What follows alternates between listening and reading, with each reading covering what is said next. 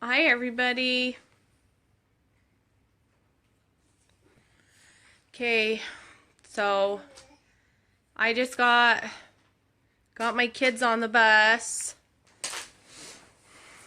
My hair's a mess. I have bags in my eyes. Lots of makeup on from yesterday, so you guys are going to enjoy this one. Okay, well, I'm just going to start because I'm sure everybody's at work or getting their kids ready for school, like I was. So, Mel's in solitary confinement today. I guess last night I think he said last night. It might have been this morning. I don't know. Anyways, he was standing next to his bed. He was actually on his way to the bathroom, but a guy stopped to talk to him, so he was standing there next to him and they were talking. Anyways, it wasn't quite locked down yet, and a guard comes in and says, "It's time to go Betty bye." And apparently Mel has had it. So he didn't listen. He just kept talking to whoever this guy was. Anyways, the guy came over again and told him to get on his bed. And Mel said, no. Exactly like that. He said, no. And the guy said, "Excuse me?" And Mel said, "Yeah, that's what I said. I said no. I am a grown man, and don't you tell me to get on my bed like a good little boy." And he continued talking to his friends. So the guy left, and he came back with 4 other guys who told Mel to go out in the hallway. So Mel's like, all right. So he went out in the hallway with them, and they told him to put his hands on the wall and turn around. And Mel said, no. And they said, "Excuse me?" I'm sorry, this is serious. I shouldn't laugh, but I'm really proud of my husband. Because I would have probably done the same thing. So maybe he's been married to me for too long. It's rubbing off on him. So anyways, he told him no. And they said, "Well, you don't respect our authority." And Mel said, "We're in a human warehouse.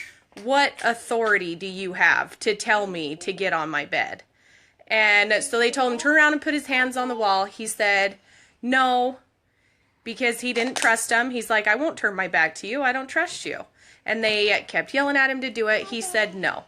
So he said finally there was one rational guard that could understand Mel's point.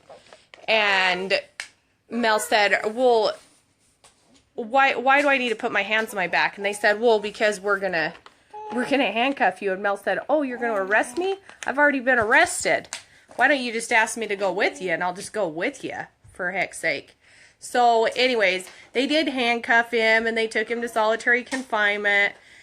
They had to get him all checked out medically, take his blood pressure, all kinds of nonsense. Anyways, the guard, who was still on his power trip, wanted to know why Mel didn't respect his authority.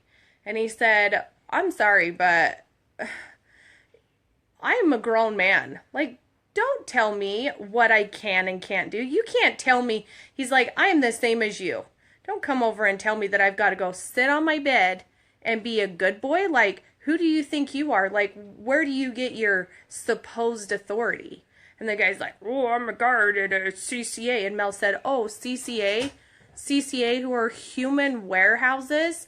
CCA who has no sort of authority at all? Like, why don't you go get a real job? Like, go work for the police department. Like, go become a law enforcement officer and swear an oath to uphold and defend the Constitution, and then I'll show you some respect."